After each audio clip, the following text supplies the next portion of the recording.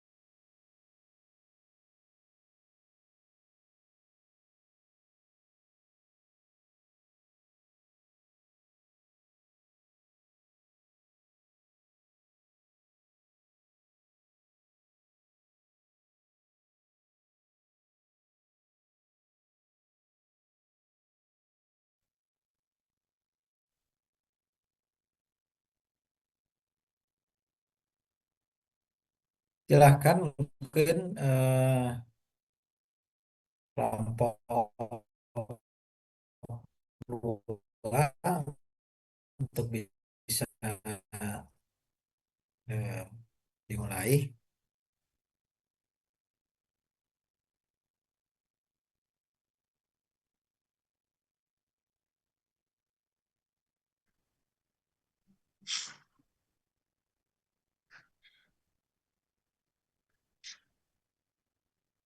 Oke, eh, selamat sore Pak Muhtar.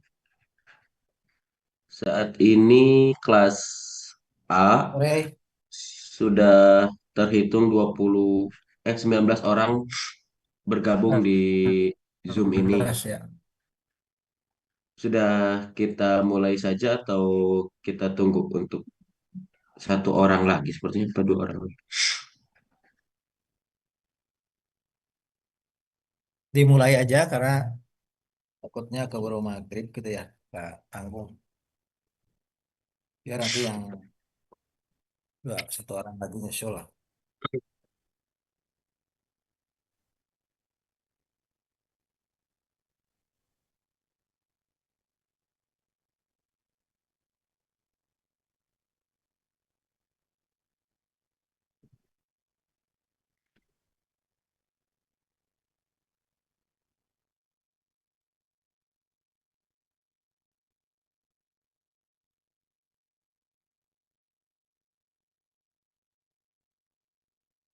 Oke, selamat sore semuanya dan selamat sore Pak Muhtar sebagai dosen pengampu untuk mata kuliah MEBG atau Mekanikal Bangunan Gedung. Pada kesempatan sore kali ini merupakan kesempatan untuk kami kelompok 2 dari kelas A untuk memberikan atau untuk sharing perihal materi instalasi plumbing air bersih. Nah, kebetulan untuk studi kasus yang kami ambil ini hampir mirip ya dengan kelompok 1 untuk bangunannya, tapi untuk pembahasannya jelas berbeda. Dari kelompok kami terdapat 4 mahasiswa Pak yang tergabung dalam kelompok 2 ini. Yang pertama saya sendiri, Alam Maulana. Kemudian ada Kang Gilang. Sudah on cam ya? Oh sudah kelihatan gantengnya. Kemudian ada Kang Irgi. Ah, ganteng juga itu, lebih ganteng dari saya. Kemudian ada Kang Radinal. Sudah on cam semua. Jadi untuk semua kelompok 2 mohon untuk on cam selama penjelasan materi. Untuk pendahuluan atau di awal pembawaan materi akan dibawakan oleh Kang Radina. Silahkan waktu dan tempat, Kang.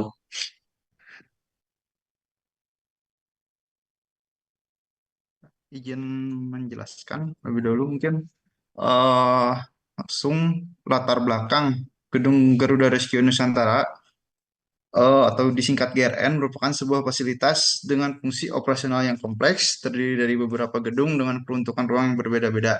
Setiap bangunan di bawah kawasan ini digunakan untuk menunjang aktivitas dengan intensitas penggunaan yang bervariasi, mulai dari kegiatan administratif, operasional, hingga pelayanan. Nah, salah satu komponen utama dalam sistem utilitas bangunan gedung ini adalah instalasi plumbing air bersih yang akan dibahas pada kali ini. Instalasi ini berfungsi untuk menyediakan kebutuhan air bersih secara aman, higienis, dan berkesinambungan kepada seluruh pengguna gedung. Keberhasilan suatu sistem plumbing tidak hanya ditentukan oleh ketersediaan sumber air, tapi juga oleh perencanaan kapasitas plumbingnya itu sendiri, kualitas jaringan pipa plumbingnya itu sendiri, pemilihan peralatan, serta kesesuaian distribusi air dan dengan kebutuhan nyata di setiap ruangnya. Nah, rumusan masalahnya yang pertama, bagaimana kondisi existing sistem instalasi plumbing air bersih pada gedung Garuda Rescue Nusantara. Yang kedua, apakah kapasitas dan distribusi air bersih yang tersedia sudah sesuai dengan kebutuhan pengguna gedung berdasarkan standar dan regulasi. Yang ketiga, bagaimana efektivitas jaringan pipa, peralatan, dan tata letak instalasi plumbing air bersih dalam menunjang aktivitas operasional gedung. Yang keempat, apa saja kendala teknis maupun non-teknis yang berpotensi memengaruhi keandalan sistem instalasi plumbing air bersih di gedung tersebut. Dilanjut.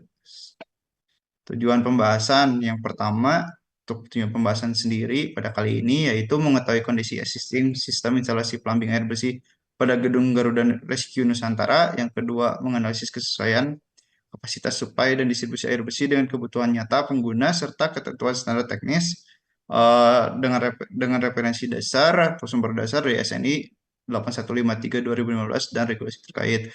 Yang ketiga, mengevaluasi efektivitas tata letak jaringan distribusi serta peralatan plumbing yang terpasang di gedung. Keempat, mengidentifikasi permasalahan yang ada serta memberikan rekomendasi perbaikan atau optimalisasi sistem plumbing agar dapat berfungsi lebih efisien, andal, dan sesuai standar. Nah, plumbing juga sebenarnya dapat didefinisikan sebagai segala sesuatu yang berhubungan dengan pelaksanaan pemasangan pipa atau instalasi pipa dengan peralatan di dalam gedung atau gedung yang berdekatan. Nah, di mana hal tersebut bersangkutan dengan air buangan dan air bersih yang dihubungkan dengan sistem kota. Sistem plumbing adalah sistem penyediaan air bersih dan penyaluran air buangan termasuk semua sambungan, alat-alat, dan perlengkapan yang terpasang di dalam gedung.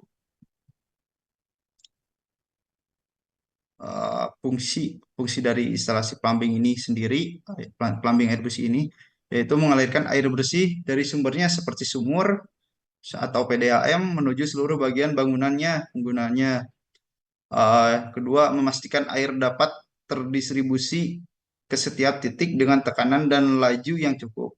Yang ketiga, mencegah pencemaran air dalam bangunan dengan memisahkan jalur pipa air bersih dari pipa air kotor dan pipa air bekas. Yang terakhir berfungsi sebagai bagian dari sistem pencegahan kebakaran. Nah, komponennya dalam instalasi plumbing ini ada 4. Yang pertama, valve, terus valve, terus fitting pipa, terus pump. Komponen pipa. Nah, Pipe ini adalah pipa merupakan instrumen sistem pengalir dengan bentuk tabung tanpa tutup dalam panjang tertentu yang berongga dan berfungsi untuk meneruskan fluida atau gas dari satu titik ke titik yang lain pada sistem. Nah, ini ada jenis pipanya, yang ini ada jenis pipanya galvanis gitu. Mungkin bisa lanjut. Nah, yang kedua ini ada PVC yang biasa di ini. Terus yang ketiga ini ada HDPE, pipe ini jenis pipanya yang ketiga. Yang keempat ini ada VVR5 polypropylene random. Ya. Eh, nah ini berikut adalah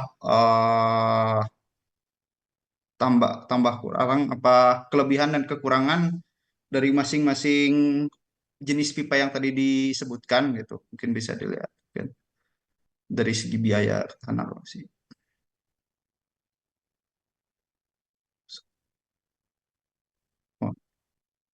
Nah, berikut yang kedua tadi pipa sekarang pulp.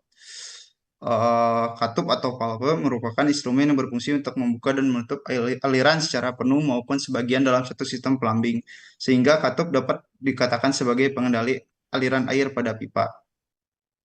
Ah, Nah, terus yang kedua ini ada jenisnya global valve katup. Katup yang digunakan untuk mengatur laju aliran bukan hanya membuka atau menutup. Terus yang ketiga ada check valve katup yang berfungsi untuk mencegah aliran air kembali ke arah yang berlawanan, mencegah fenomena water hammer atau lonjakan air yang dapat merusak sistem. Keempat ada VRV valve, pressure reducing valve, merupakan katup yang digunakan untuk mengurangi dan menstabilkan tekanan air yang masuk dalam sistem pipa, mencegah kerusakan pada pipa dan perawatan sanitari akibat tekanan yang berlebihan.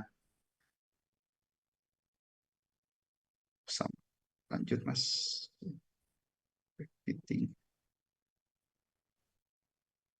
Ini ada fitting atau sambungan, yaitu instrumen perpipaan yang memiliki fungsi untuk menyambungkan sebuah pipa maupun digunakan sebagai ujung dari perpipaan. Sambungan dibedakan menjadi beberapa jenis, diantaranya yaitu ada elbow, terus ada reducer, ada T, ada stop up, dan chop cup, dan masih banyak lainnya. Mungkin turunan-turunan dari jenis-jenis sambungannya. Untuk penggolongan tipe elbow yang disesuaikan kebutuhannya itu elbow 90 derajat dan elbow 135 derajat. Tapi female elbow, male elbow, dan sebagaimana jenis sambungan pipa terdapat pada gambar di bawah berikut ini. Bisa dilihat teman-teman untuk jenis-jenisnya.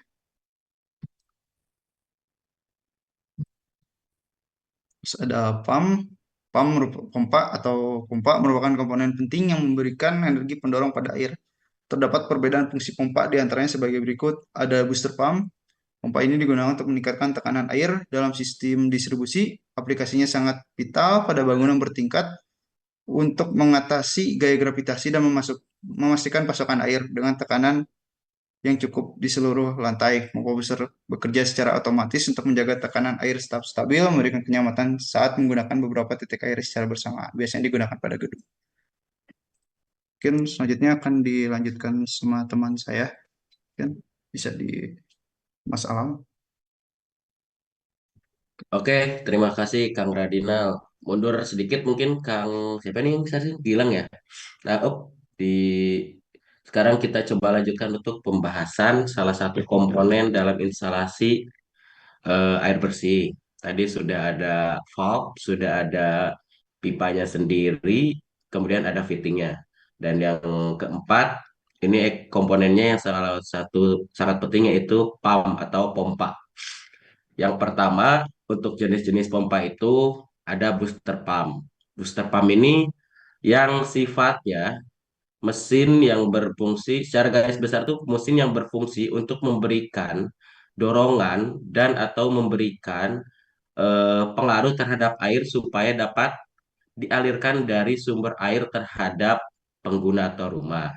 Nah, untuk penampakannya itu seperti yang terlihat, ini mungkin merupakan pompa yang paling umum ditemui.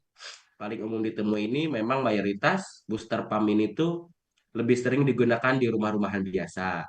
Yang instalasinya tuh biasanya ke dalam sumur misal hanya pipanya saja yang dimasukkan ke dalam sumur. Karena kenapa saya bilang hanya pipanya yang masuk ke dalam sumur? Karena nanti ada jenis pompa juga yang masuk termasuk unit pompanya juga masuk ke dalam air atau terendam. Jadi kalau untuk yang booster pump ini instalasinya yang hanya masuk ke dalam sumber air atau sumur atau bisa langsung PDAM.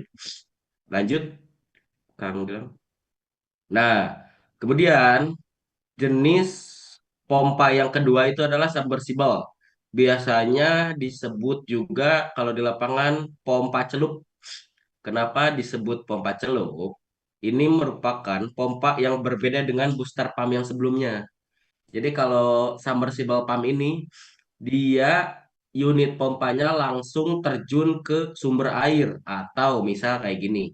Ada satu sumur atau kubangan air lah ingin dialirkan airnya keluar daripada sumur atau kubangan air tersebut. Maka metode pemasangannya itu adalah unit pompa ini langsung disimpan di dalam kubangan air atau sumur tersebut. Jadi instalasinya dari submersible pump ini hanya ada output output instalasi lah disebutnya. Bisa itu menggunakan PVC ataupun selang terpal kalau di lapangan mungkin ya atau yang lainnya. Jadi perbedaannya itu antara booster pump dan submersible pump. Kalau booster pump memang yang ke sumber airnya yang menjangkau langsung adalah instalasi pipanya. Kalau submersible unitnya langsung disimpan di sumber air. Seperti itu. Next. Oke. Selanjutnya adalah perihal distribution. Kang Irgi mungkin mau menjelaskan, silakan. Baik. Terima kasih Kang atas waktunya. Suaranya terdengar? Kedengaran, kedengaran. Jelas-jelas Kang. Oke, baik. Mengenai distribusi sistem instalasi plumbing ini ada beberapa macam. Mungkin yang pertama ini direction connection atau sambungan secara langsung. Ini merupakan sistem di mana pipa distribusi pada suatu bangunan langsung terhubung dengan sumber air utama seperti PDAM atau pipa sumur. Sistem ini bergantung sepenuhnya pada tekanan dari sumber air utama seperti PDAM atau sumur. Biasanya menggunakan apabila kekurangan tekanannya biasa menggunakan booster pump atau lift pump atau juga bisa menggunakan submersible pump. Boleh selanjutnya. Lalu untuk distribusi sistem yang kedua itu ada roof tank. Sistem tangki atap ini mengandalkan gaya gravitasi pada sistem pendistribusiannya. Dimulai dari penampungan air terlebih dahulu, yang mana tangkinya biasanya ada di lantai paling atas di sebuah bangunan. Kemudian disalurkan pada titik-titik pengguna dengan sistem jatuh bebas atau gravitasi. Namun untuk mengantisipasi eh, pembagian secara merata pada lantai yang paling atas karena minusnya atau sisi negatif dari penggunaan gravitasi ini adalah lantai-lantai yang paling atas tidak dapat terjangkau oleh aliran airnya. Biasanya digunakan atau ada pemanfaatan untuk pompa lagi gitu di bagian atasnya. Seperti itu. Next.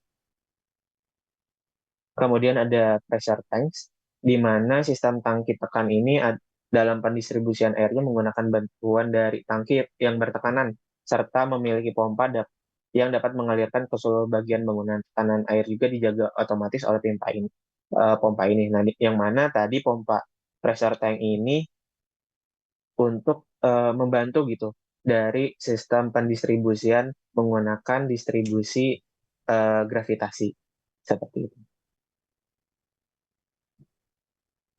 Kemudian booster system, di mana sistem ini menggunakan pendorong atau pipa booster pump yang terpasang langsung dari jaringan pipa. Pompa ini aktif saat ada permintaan air untuk meningkatkan tekanan secara langsung tanpa memerlukan tangki penampungan. Ada contoh gambarnya seperti yang terlampau. Kemudian berikut terlampir data-data jumlah pemakaian air bersih sesuai dengan standar yang berlaku, yaitu ada SNI 7065 tahun 2005, dari mulai jenis penggunaan bangunan seperti rumah tinggal, rumah susun, sampai dengan rumah peribadatan, jumlah pemakaian airnya, dengan satuannya bermacam-macam, dimulai dari liter per penghuni per hari atau liter per tempat tidur pasien per hari dan sebagainya yang terlampir. Boleh selanjutnya. Berikut juga terkait kualitas air bersih mengenai kapasitas tangkinya, di mana dimulai dari kapasitas hingga 20 ton sampai yang paling besar ada 1.700 ton, yang mana di samping kanannya itu mengenai diameter dalam pipa atau fittingnya dengan standar sesuai dengan kapasitas tangkinya.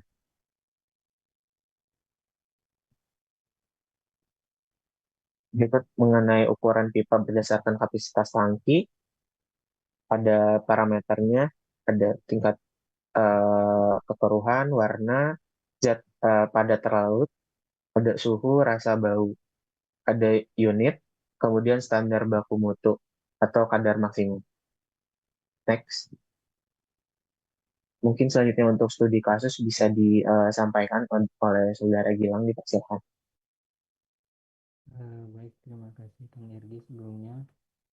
Sebelumnya apa suara saya terdengar, Pak Bang? Coba cek lagi Kang Gilang, tadi awalnya kecil, di akhir agak besar. Kalau sekarang gimana Kang Alam? Cocok, silakan gas dilanjutkan Kang Gilang. Oke, terima kasih Kang Alam. Selanjutnya mengenai studi kasus tentang instalasi plumbing air bersih di Gedung Garuda Rescue Nusantara, di mana kita dapat lihat di sini merupakan gambar skematik instalasi plumbing air bersih. Yang selanjutnya merupakan perhitungan kebutuhan air bersih pada Gedung Garuda Rescue Nusantara tersebut, di mana yang pertama itu kita harus menentukan jumlah kapasitas orang yang harus disediakan kebutuhan air bersihnya di dalam gedung tersebut. Yang pertama ada staf berjumlah maksimum 100 orang, di mana dengan asumsi 60 liter per orang dan per hari. Maka dapat disimpulkan 6.000 liter per hari. Selanjutnya di sini ada peserta 200 orang. Di sini sebelumnya saya jelaskan kenapa terdapat peserta, karena Gedung Garuda Rescue Nusantara sendiri di sini merupakan gedung serbaguna, yang dimana contohnya kemarin tanggal 17 Agustus itu ada perlombaan antar rescuer seluruh Indonesia. Jadi di sini tercantum peserta 200 orang. Maka harus dihitung juga untuk kebutuhan kapasitas air bersihnya. Selanjutnya ada tamu atau visitor 50 orang, penginap tambahan 100 orang, dan harus dicantumkan pula faktor kehilangannya, di mana faktor kehilangan ini dapat disebabkan oleh kebocoran, flash, atau tak terduga lainnya, sebesar 15%. Sebetulnya untuk standarnya sendiri, faktor kehilangan itu 10 sampai dengan 20%. Namun di sini saya ambil untuk tengah-tengahnya, yaitu 15%, atau faktor 1,15. Di mana untuk subtotal kebutuhan air bersihnya 6.000 ditambah 20.000 sampai dengan 24.000 liter per hari, ditambah 1.500 liter per hari, ditambah 12.000 liter per hari, di mana kasus minimumnya atau paling sedikitnya bisa disebut yaitu 39,5 meter kubik per hari, dan yang maksimumnya di 43,5 meter kubik per hari. Namun di hasil ini belum ditambahkan untuk faktor kehilangannya tersebut yang sebesar 1,15, sehingga di bawahnya setelah ditambahkan untuk faktor kehilangannya, Q total sama dengan Q sebelum yang tadi dikalikan dengan 1,15, dan dapat dilihat untuk hasilnya yang kasus minimum yaitu sekitar 45,425 liter per hari, untuk maksimumnya di 50,025 liter per hari.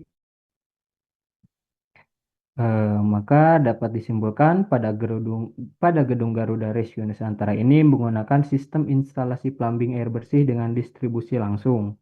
Selanjutnya air dari sumur bor ditampung dalam groundwater tank dengan kapasitas 13 meter kubik, kemudian dipompa menggunakan pompa lift up atau booster untuk memenuhi kebutuhan pada seluruh lantai, di mana kebutuhan air air bersih yang dibutuhkan pada gedung GRN ini adalah sekitar 45,425 sampai 50,025 liter per hari.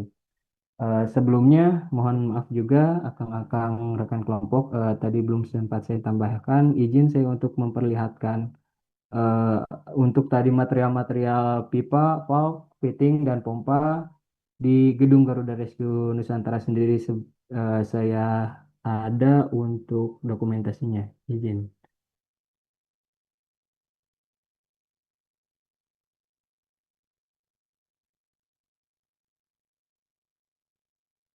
Eh, Berikut merupakan foto di ruang pompa gedung Garuda Rescue Nusantara, di mana dapat dilihat dari tadi eh, hasil presentasi ada pipa, terdapat valve juga, ada fitting-fitting, dan juga tentunya ada pompa.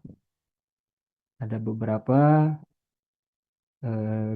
dokumentasi di gedung Garuda Rescue, di mana ini foto merupakan di dalam ruang pompa. Nah, yang disalurkan kepada air bersih tersebut disalurkan kepada wastafel, kepada toilet, dan juga kebutuhan air bersih lainnya.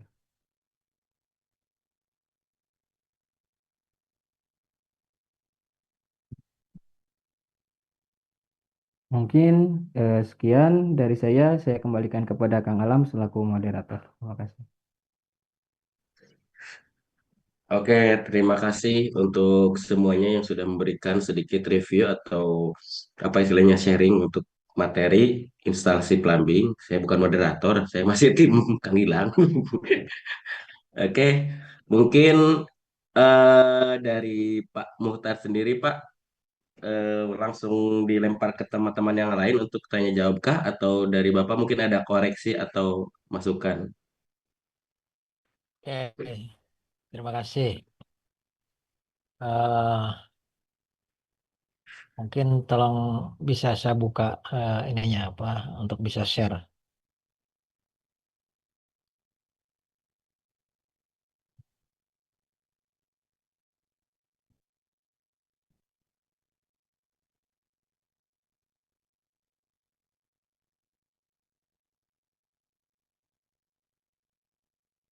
Wah, apakah udah muncul ininya materinya? Sudah muncul, Pak? Ya, Pak. Aman. Oke. Jadi tadi bahasannya eh, hampir sama lah dengan materinya ya. Mungkin gini, kemarin yang minggu lalu kan tentang AC ya. Saya lupa menyampaikan. Jadi ada materi yang saya punya, mungkin nanti di-share ya. Yang minggu pertama, yang minggu ini juga ini ada materi tentang air bersih ya, yang barusan dibahas gitu ya. Untuk melengkapi saja eh, materinya, kalau di saya sendiri yang utilitas bangunan gedung ini eh, ke sistem air bersih dan gas medik karena plumbingnya juga masuk terutama di rumah sakit gitu ya. Jadi ada instalasi gas medik. Tadi dimulai dari material ya, material pipa. Pipa itu saya di posisinya di materi yang slide ke 24 ya. Jadi pipa digunakan untuk mengalirkan atau menyalurkan pipa air yang dari sumber ke tempat yang diperlukan gitu ya. Kemudian dari jenisnya ada mulai dari PPC, ada CPP ya, yang ada PPCO ya, kemudian ada HDPE tadi sudah disampaikan, ada PPR ya, ada juga pipa PEX ya yang masih sering digunakan di dalam bangunan, kemudian ada pipa tembaga. Khususnya pipa tembaga ini digunakan di instalasi gas medik ya, itu menggunakan pipa tembaga ya. Kemudian tadi ada juga pipa galvanis ya. Pipa galvanis ini untuk pipa air bersih sekarang sudah mulai dikurangi menggunakan pipa galvanis ya, karena mudah berkarat walaupun memang sudah dilapisi galvanis. Sekarang lebih banyak penggunaannya adalah PVC dan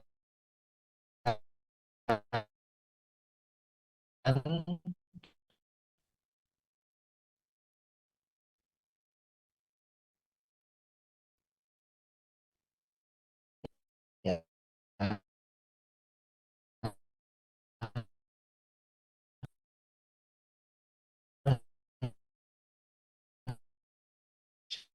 ya, pipa pipa ya, pipa ada klop penaca, ada pressure pump.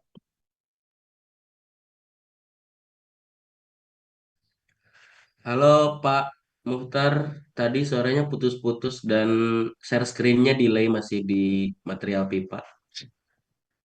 Oke, ini apa sinyalnya kurang bagus ya.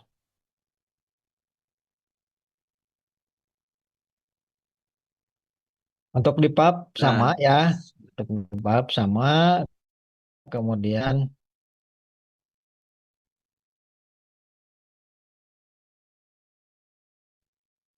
nah di sistem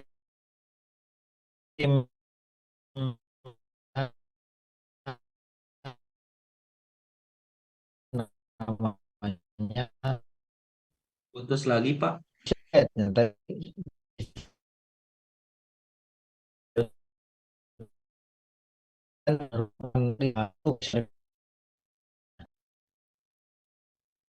kembali dengan strain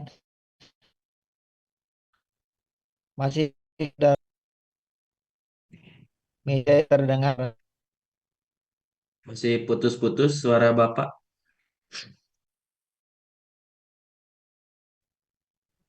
Di teman-teman yang lain gimana? Takutnya malah sinyal saya. Putus-putus, Sama Bang. masih putus-putus. Masih sama-sama Sama. putus-putus, Bang.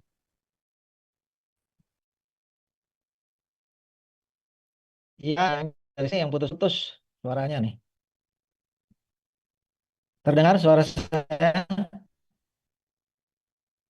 Sudah putus.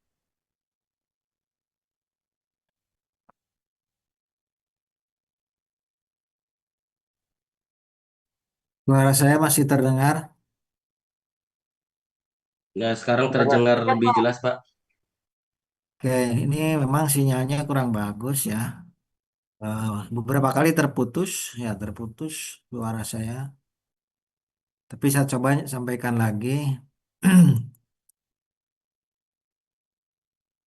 Di dalam instalasi gedung tadi yang disampaikan ya, yang diperlihatkan di ruang pompa, instalasi pipa, terutama pipa pompa sentrifugal ya, mesti dilengkapi dengan strainer ya. Strainer ini untuk menyaring, jangan sampai air itu yang masuk ke dalam pompa ada kotoran-kotoran yang terbawa ya, sehingga difilter, tapi filternya lebih ke eh, saringan seperti menangkap kalau ada batuan atau apa ya, merusak impelor gitu ya.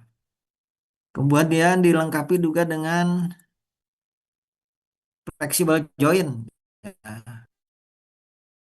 Nah, untuk menghindari getar dari pompa ya, itu diputus dengan rubber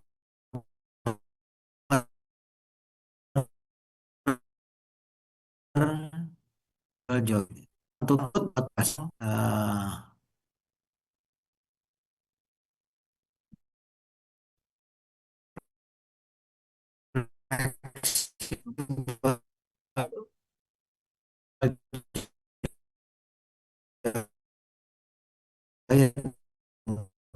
tadi. Kemudian tadi ada submersible ya, yang pompa celup ya. Kemudian ada pompa dorong, pompa hidrolik ya. Ada pompa booster. Nah, juga ada pompa vakum ya. Mungkin ini belum pernah dilihat ya, pompa vakum ini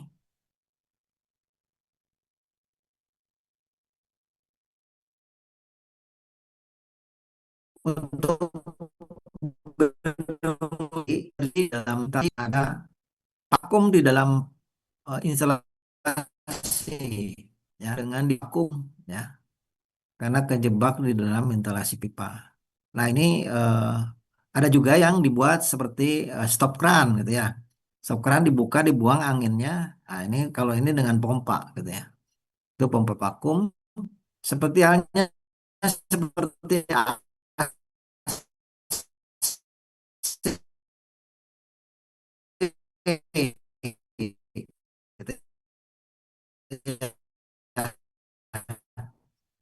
kalau mas nanti tidak maksimal kalau setelah dipasang hanya langsung disambungkan dengan kompresornya.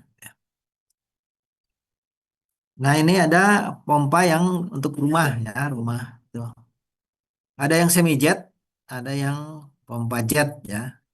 Kalau semi jet itu pompa hisapnya hanya satu ke bawah gitu ya. Tapi kalau pompa jet itu adalah ada dua pipa yang masuk ke dalam sumber air.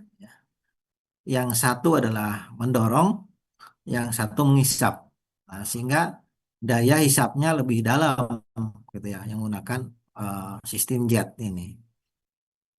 Ada juga yang menggunakan tabung, ada juga yang langsung gitu ya. Nah, seperti itu untuk pompa-pompa. Mungkin nanti materi ini saya sampaikan. Kemudian tadi pompa booster ya. Jadi pompa booster itu eh, tidak hanya untuk mendorong dari bawah ke atas itu ya. Jadi gedung tinggi, misalnya gedung itu ada 10 lantai gitu ya. Misalnya untuk hotel gitu ya. Itu 3 lantai paling atas biasanya didorong dengan booster karena tekanan airnya kurang gitu ya. Nah, baru 3 lantai ke bawah dari lantai 7 misalnya 7 sampai ke bawah itu adalah gravitasi ya. Nah, untuk ke bawahnya dipasang tadi sistem ini PRV ya. Jadi karena terlalu tinggi tekanannya maka harus diatur. Kalau enggak fitting daripada keran, fitting dari sambungan-sambungan ya. Kalau terlalu tinggi tekanannya akan cepat rusak ya. Jadi diatur tekanannya. Karena contoh lah misalnya di kloset itu kan dia memerlukan air bersih dengan tekanannya biasanya hanya antara 4 atau 5 bar ya paling tinggi gitu ya. Tapi begitu melebihi maka akan cepat jebol ya untuk sistem di katupnya. Mesti dilengkapi seperti ini yang untuk gedung-gedung tinggi gitu ya. Nah, mungkin tambahannya itu yang lainnya nanti di-share nih penampungan air ya.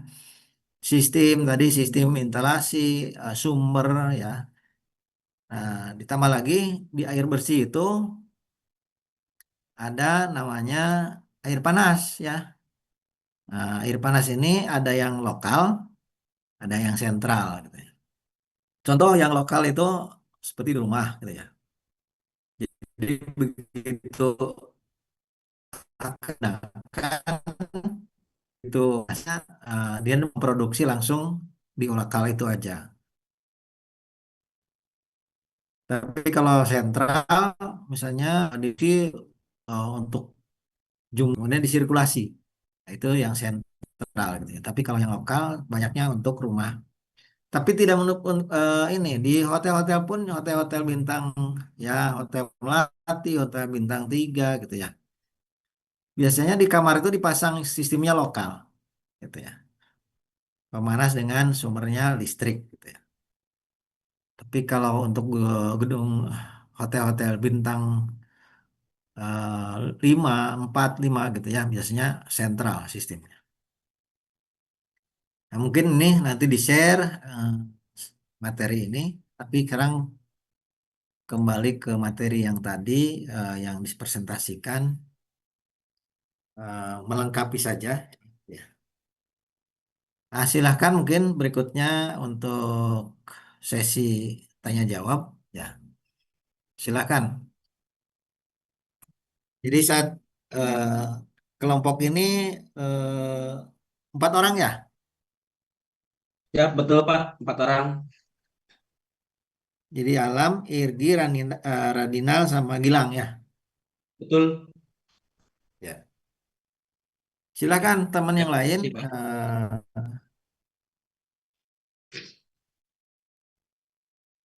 Kang mau nanya Kang, Boleh, boleh, Kang Surya.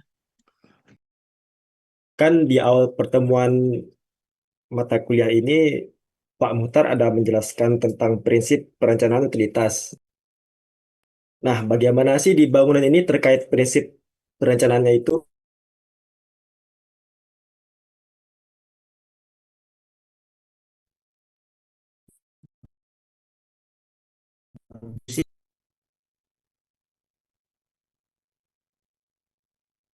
Tanya tuh.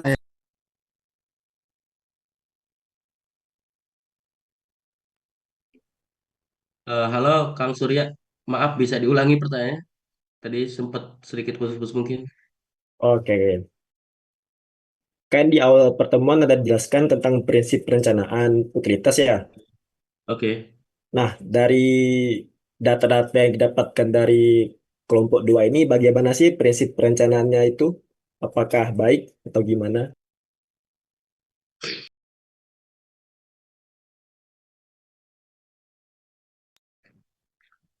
Kang Gilang mungkin punya pandangan, Kang Gilang.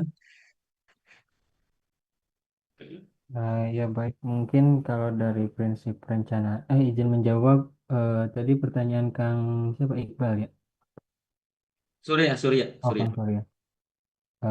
Untuk dari prinsip perencanaannya sendiri. Kameranya saat tutup karena kurang bagus ya suara. Kurang keras suaranya ya. Ya Pak, untuk prinsip dari perencanaannya sendiri khususnya di sistem Barusan air. yang bertanya eh, eh, yang ini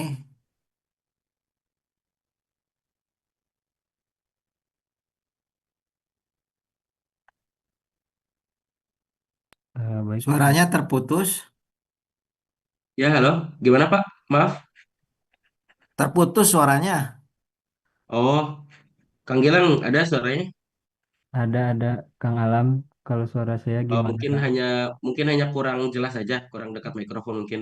Oke, siap Kang Alam. Sekarang baik, Jelas, jelas. izin menjawab mengenai sistem perencanaannya khususnya di air bersihnya sendiri. Kesimpulannya sih baik di mana air bersihnya yang dibutuhkan pada gedung tersebut tidak serta-merta eh kita butuh sekian, kita butuh sekian gitu. Namun ada perhitungannya tersendiri di mana perhitungannya pun merujuk pada standar-standar yang ada seperti tadi yang telah saya jelaskan juga ada beberapa faktor. Yang pertama menentukan jumlah kapasitas orangnya, dilanjut dengan mengkalikan dengan faktor kehilangannya di mana tadi ada bisa flashing atau kebocoran seperti itu dan didapatkan hasil tersebut yang artinya sistem perencanaannya bisa disimpulkan baik seperti itu mungkin kalau dari saya. Mungkin ada tambahan dari rekan-rekan yang lainnya atau cukup dari Kang Surya gimana? Ya, paling saya tambah saja mungkin ya untuk Kang Surya. Memang betul yang disampaikan Kang Gilang dari studi kasus yang kami tampilkan ini memang bisa disebut atau sesuai dengan standar yang kalau tidak salah Kang Gilang ini kan proyeknya proyek di perencananya konsultan ya. Betul kan? Mungkin Kang Gilang bertindak sebagai eksekutor execution atau kontraktor. Jadi bisa disimpulkan apa yang sudah menjadi perencanaan atau desain yang dirilis oleh konsultan ini sudah sesuai dengan kebutuhan pemenuhan air untuk gedung tersebut. Kurang lebih seperti itu, Kang Surya. Kalau memang butuh perhitungannya, tadi di slide terakhir ada perhitungan data penggunaan, kemudian ada kebutuhan, kemudian ada tab kehilangan airnya.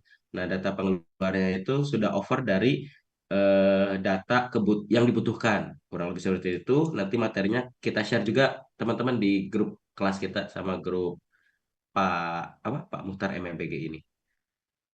Gimana Kang Surya? Jelaskan, terima kasih atas jawabannya untuk kelompok 2. Oke, lanjutkan ya. Eh, teman yang lain tadi Fitri Oke. nggak salah udah red hand. Oh ini Muhammad Rizal dulu. Oke, kalau gitu Kang Rijal dulu gitu silakan.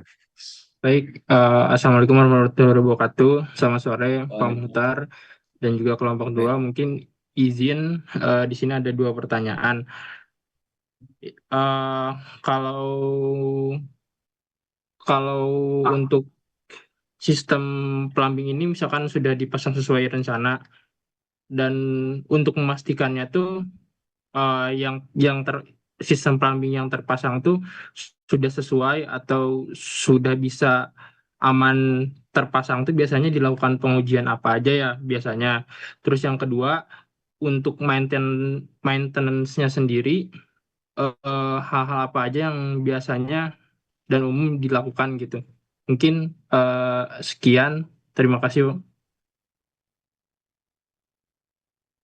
Oke, silahkan yang mau menjawab siapa?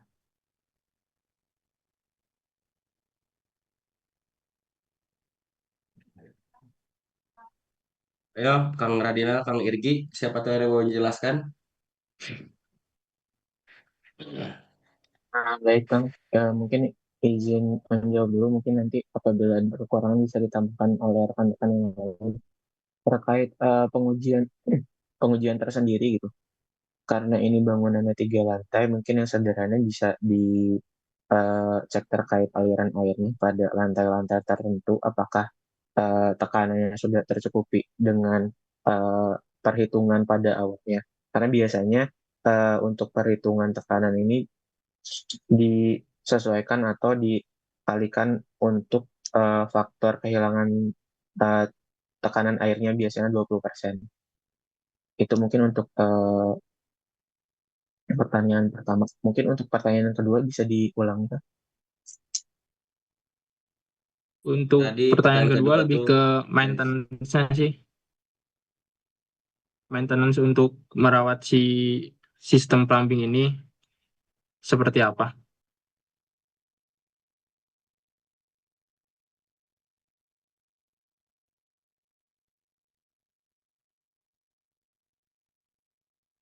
maintenance ya. Mungkin ada pengalaman Kang Radina atau Kang Irgi atau Kang Gilang.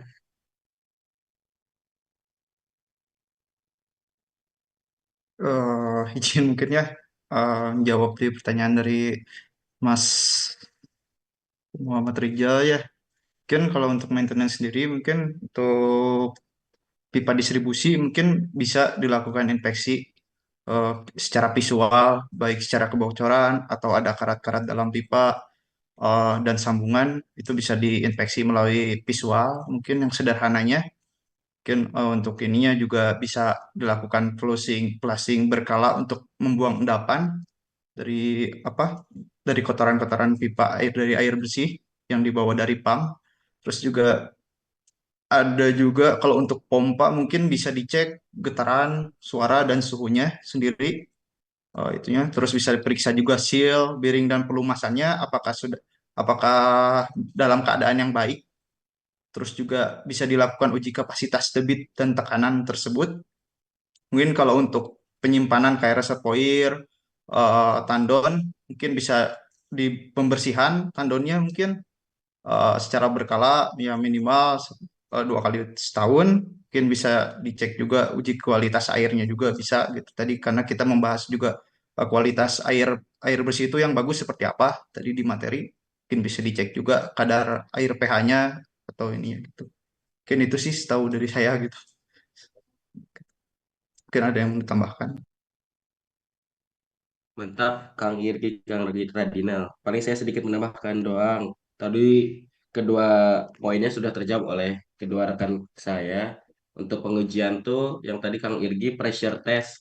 Nah, pressure test ini kalau aktivitas pembangunan sistem air bersih di kontraktor yang memang memiliki prioritas dalam hal quality, pressure test ini memang wajib dilakukan untuk setiap output pengaliran air. Jadi pressure test ini kan memang dibutuhkan dikarenakan seperti tadi yang ditambahkan Pak Muhtar itu kan untuk hotel contohnya 3 lantai teratas itu kan mayoritas menggunakan booster atau dorongan tambahan karena memang diasumsikan tandon atau penyimpan airnya ada di lantai paling atas atau rooftop. Nah, kenapa harus dilakukan penambahan booster itu meskipun secara gravitasi mungkin bisa mengalir air. Tapi kenapa 3 lantai teratas ditambahkan booster itu? Biasanya kalau untuk kepentingan hotel ataupun rumah sakit itu ada output aliran air bersihnya yang memang memerlukan pressure batas minimal, yaitu contoh seperti shower, kemudian water heater, kemudian penyaluran air lainnya. Nah, tidak disepelekan, shower juga kan secara logisnya kalau memang pressure-nya kurang itu kan tidak akan menyemprot ya. Jadinya cuma air tetesan bocor, nanti tidak bersih mandinya. Nah, kemudian ada juga water heater. Water heater yang dibahas tadi Pak Muhtar yaitu water heater lokal itu mayoritas water heater itu memiliki batas minimal pressure air bersih yang dibutuhkan. Jika tidak terpenuhi batas minimalnya, water heater tidak akan berfungsi atau tidak bisa memanaskan air. Namun memang untuk waktu-waktu saat ini sudah terdapat beberapa produk water heater yang tidak terdapat minimal pressure airnya. Jadi meskipun sekecil apapun tetap bisa bekerja water heaternya seperti itu. Kemudian untuk poin 2 maintenance, tadi pertanyaan Mas Riza itu. Nah, maintenance ini sebenarnya sudah mayoritas disebutkan juga oleh Kang Radina, cuman ada satu eh, untuk equipment maintenance atau maintenance yang bersifat terhadap mesin atau produk manufacturing, biasanya itu ada 2 jenis maintenance. Yang pertama, maintenance dilakukan oleh tim maintenance lokal owner. Misal kita ada proyek pemasangan eh, PAM besar di PT A misalnya. Nah, misal PT A ini punya tim maintenance sendiri, itu dilakukan proses maintenance oleh internal staff atau internal division maintenance sendiri. Dan yang kedua, maintenance ini bisa juga dilakukan ketika tanggung jawab maintenance dilimpahkan kepada pihak pembuat atau production manufacturing equipment-nya. Contoh, misal kadang mesin itu merek sorry, pompa tuh rata-rata pakai merek apa ya lupa lagi. Intinya untuk maintenance dan controlling monitoringnya itu terkadang memang dilimpahkan ke pihak supplier. Jadi bisa jadi ketika project dilakukan itu kontrak terhadap supplier adalah installation plus providing equipment atau pemasangan sekaligus pengadaan barang. Kemudian tidak sedikit juga owner-owner yang dilakukan pemasangan equipment seperti pompa itu, mereka memiliki divisi QA atau Quality Assurance sendiri. Jadi quality assurance itu terkadang mencakup quality dan maintenance lainnya dan juga terkadang mencakup masalah guaranteed atau garansi dari produk yang terpasang. Seperti itu mungkin tambahan dari saya, Kang Rijal. Apakah masih ada yang ingin ditanyakan atau kurang jelas? Silahkan. Ya, terima kasih. Udah jelas semua, Kang. terjawab. Makasih. Oke, Oke, Pak Muhtar mungkin mungkin Pak itu ada yang sangat keliru jelas. dari kami.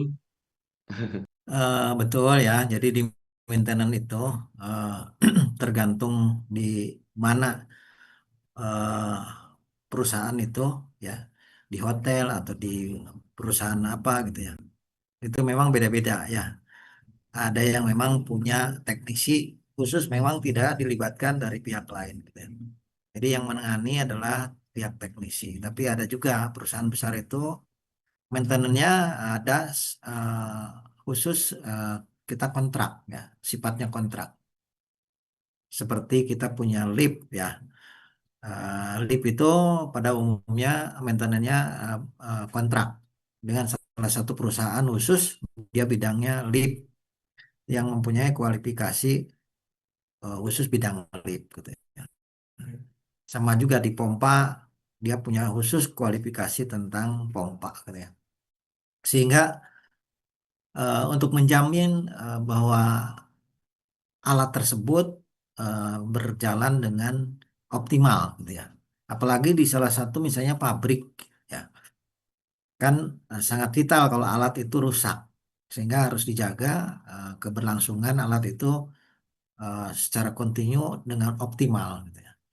Selain dibuat atau dipasang eh, suatu alat cadangan, nah, tapi juga sistem maintenance-nya sangat dibuat secara teratur gitu ya.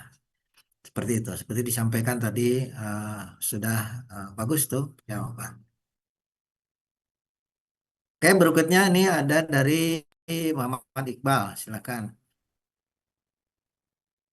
Baik, terima kasih kelompok 2 atas kesempatannya. Mungkin di sini saya mau bertanya, minta tolong dijelaskan sedikit lah tentang water hammer. Nah, water hammer itu apa dan apa dampaknya pada jaringan pemipaan air bersih. Nah, yang kedua, mungkin dari tadi yang sudah teman-teman kelompok 2 sebutkan kan ada macam-macam pengujian. Nah, untuk di Gedung Garuda Rescue Nusantara ini, pengujian apa saja yang sudah dilakukan dan apakah hasil dari pengujian tersebut sesuai dengan yang dipersyaratkan entah di RKS ataupun di SNI-nya. Terima kasih.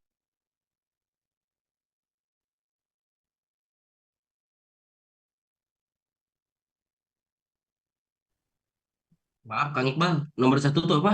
Kurang jelas. Kalau nomor dua kan Ya, pengujian yang aktual dilakukan di GRN ini ya. Pengujian ya.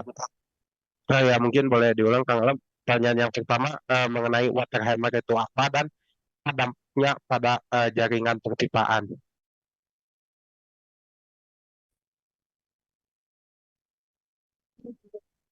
Eh, Baik, mungkin Kang Iqbal izin menjawab terkait water hammer yang pertama ya. Untuk water hammer sendiri ini adalah bisa disebutkan istilahnya gelombang kejut gitu, di mana aliran air ini yang awalnya mungkin berjalan sebagaimana mestinya itu tiba-tiba terdapat lonjakan gitu. Entah itu tekanannya tiba-tiba membesar ataupun dia berubah arah yang secara tiba-tiba. Nah, eh, biasanya ini untuk efek negatifnya itu pasti apa ada kerusakan gitu dari pipanya tersendiri, terjadi gesekan atau sambungannya itu bisa terlepas. Juga ada bisa juga terkait peralatan-peralatan mungkin pipa atau pompanya elektronik seperti pemanas atau mesin cuci piring juga bisa terimbas gitu. Kemudian komponen-komponen lainnya juga bisa terimbas karena adanya gelombang kejut ini. Karena yang sudah tadi dijelaskan, ketika aliran airnya berjalan sebagaimana mestinya itu tiba-tiba eh, ada lonjakan aliran yang cukup kuat, biasanya itu terjadi eh, menutup keran atau katup secara mendadak. Mungkin seperti itu untuk pertanyaan pertama. Mungkin pertanyaan kedua bisa dijawab oleh rekan-rekan yang lain.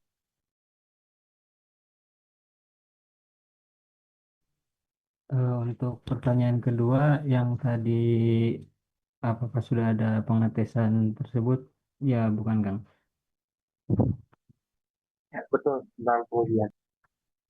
Ya, baik. Izin menjawab untuk di proyek ini sendiri, khususnya di plumbing air bersih, kemarin sempat ada pengetesan, khususnya di pengetesan flushing, Kang Iqbal, di mana pada pengetesan tersebut hasilnya di sebelumnya saya jelaskan terlebih dahulu sedikit mengenai pengetesan flushing. Ya mungkin pengetesan flashing itu mengetahui pengetesan yang bertujuan untuk mengetahui apakah ada kebocoran di pipa, di fitting, di gate valve atau di yang lainnya.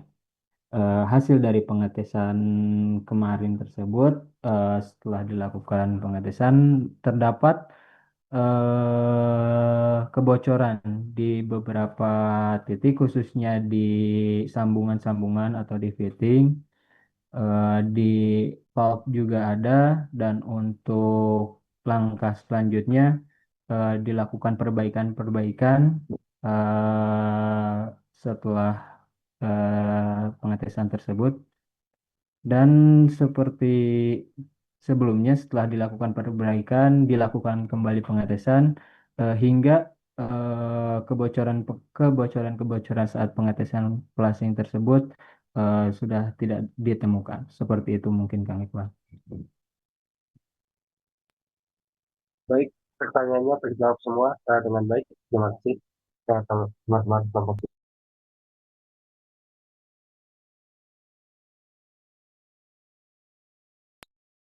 Oke, mungkin kita lanjut ke penanya selanjutnya ya. Ini ada Teh Rini. Teh Rini, silahkan jika terdapat pertanyaan. Damang Teh. Alhamdulillah, terima kasih. Izin bertanya, apa untuk sumber air pada bangunan ini tuh dari mana sih biasanya gitu? Sumber air, yang pertama tuh ada sumber airnya dari mana? Yang kedua, apa resiko yang terjadi bila pipa air bersih mengalami kebocoran? Resiko-resiko yang terjadi. Terima kasih. Izin menjawab dari ini untuk sumber airnya sendiri di bangunan ini dari sumur bor atau ya pompa deep well dari ini. Ada dua titik sumur bor yang digunakan untuk memenuhi kebutuhan air, yang dimana kalau saya sedikit menjelaskan, dari sumur bor dialirkan ke groundwater tank, selanjutnya didistribusikan ke sumber air yang didistribusikan ke kran-kran atau ke wastafel-wastafel di bangunan tersebut. Mungkin pertanyaan yang pertama itu jawabannya Teh ini. Untuk pertanyaannya yang lainnya bisa dibantu oleh rekan-rekan yang lain.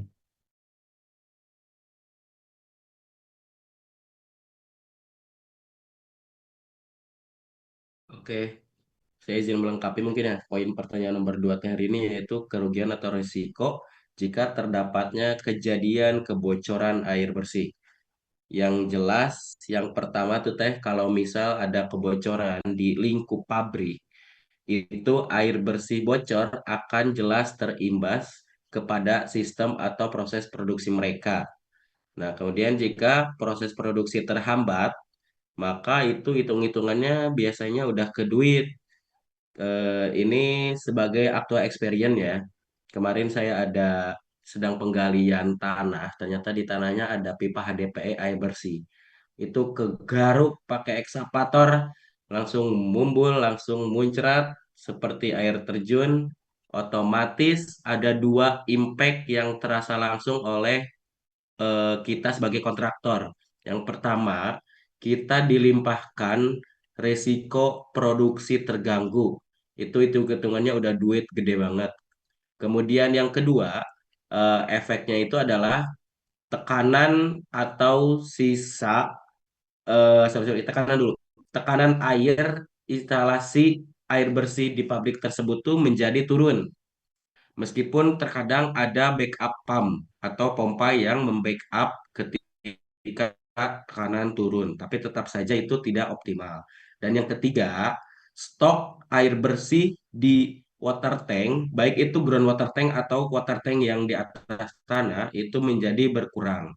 Itu balik lagi ketika kita posisi kontraktor akan diklaim. Kemarin juga saya diklaim 30 juta, ngabisin berapa ribu liter.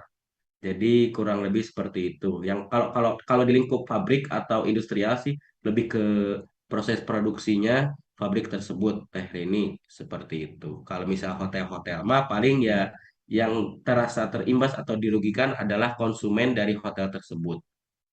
Seperti itu. Mungkin ada yang mau menambahkan atau teh ini sudah tercukup terjawab. Berarti memang untuk menindaklanjuti supaya tidak terjadi kebocoran itu harus ada ini ya, apa perawatan berkala ya, pengecekan berkala gitu. Ya, untuk kebocoran yang pertama pengecekan memang seperti tadi salah satu penggunaan galvanized pipe itu kan rentannya terjadi korosi. Tapi di sisi lain galvanized pipe itu kan secara interface dengan pekerjaan kasar itu lebih kuat daripada pekerjaan PVC atau PPR. Misal kecangkul, galvanized pipe kan lebih kuat, tapi PPR atau PVC lebih rentan. Tapi korosi kan tidak mungkin interface sama pipa material PVC ataupun PPR. Kemudian ada juga hal yang terkadang diabaikan untuk menjaga keutuhan sistem air bersih itu, yaitu apa? Yaitu adalah rilisnya dokumen as-built drawing yang akurat dan sesuai pemasangan. Itu yang terkadang disepelekan dan diabaikan oleh konsultan maupun kontraktor. Jatuhnya, untuk kontraktor yang selanjutnya terdapat pekerjaan di area yang sama itu tidak tahu aktual position, aktual elevation dari jaringan atau instalasi pipa yang sudah terpasang sebelumnya. Itu jadi bom waktu, kurang lebih seperti itu. Ada yang lain mau menambahkan atau teh ini sudah cukup terjawab? Sudah cukup sih, makasih sudah Oke, dijawab jadi, jelas. jadi itu yang sangat merugikan mah as-built drawing. Yang penting udah handover mungkin langsung bayar, langsung pergi, weh, ngegambar hantu gitu. Oke, mungkin kita lanjut ke pertanyaan selanjutnya, Pak Muhtar, kalau tidak ada yang dikoreksi Bapak mungkin. Oke, itu sudah cukup ya, jawabannya sangat jelas untuk penjelasan pertanyaan. Mungkin tadi ada sedikit penjelasan tentang water hammer ya. Tadi ada yang menjelaskan water hammer ya.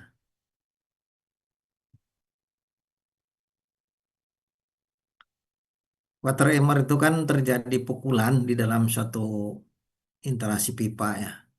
Tabrakan lah istilahnya. Air yang sedang mengalir kemudian ditutup. Nah, sehingga tiba-tiba kan berhenti. Nah, pengaruhnya kan terhadap jaringan pipa ya. Kalau jaringan pipanya tidak diklem, misalnya di pipa itu di dalam shaft atau di dinding gitu ya. Kalau klemnya kurang bagus, itu kan akan bunyi ya. Kadang-kadang dihubungkan dengan mistik lah gitu ya. Pipanya katanya ada yang bunyi gitu. Padahal itu adalah terjadinya pukulan air gitu ya. Karena eh, longgar lah misalnya klemnya gitu ya. Begitu ada yang nutup stop kran, salah satu stop kran, dia akan bunyi. Nah, pukul terjadilah namanya eh, water hammer ya. Nah, biasanya di setiap eh, beberapa instalasi di ujung atasnya itu dipasang pelepas udara ya, seperti ini. Jadi misalnya dari tangki ya, untuk masuk ke dalam tangki ataupun yang keluar itu biasanya dipasang pelepas udara gitu ya. Untuk melepas kalau terjadinya ada pukulan air gitu ya. Ada juga modelnya ya seperti ini ya. Jadi ngebuang udara lah di dalam suatu instalasi supaya tadi tidak terjadi water hammer atau tabrakan lah gitu ya. Seperti itu. Kemudian barusan sangat panjang lebar ya tentang eh, pengaruh kalau misalnya terjadi kebocoran gitu ya. Sangat banyak pengaruh ya, apalagi misalnya instalasi pipa air bersih ini melewati melewati tempat-tempat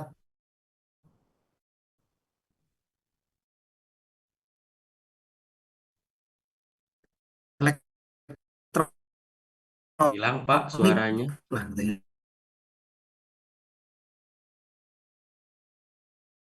Elektronik karena tidak untuk dalam instalasi itu mesti masih terdengar suara saya. Sudah mulai jelas kembali Pak.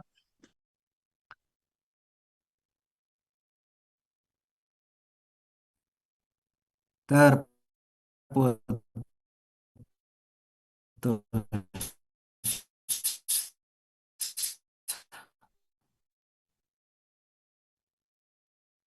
Sudah mulai putus kembali Pak. Gangguan jaringan ya,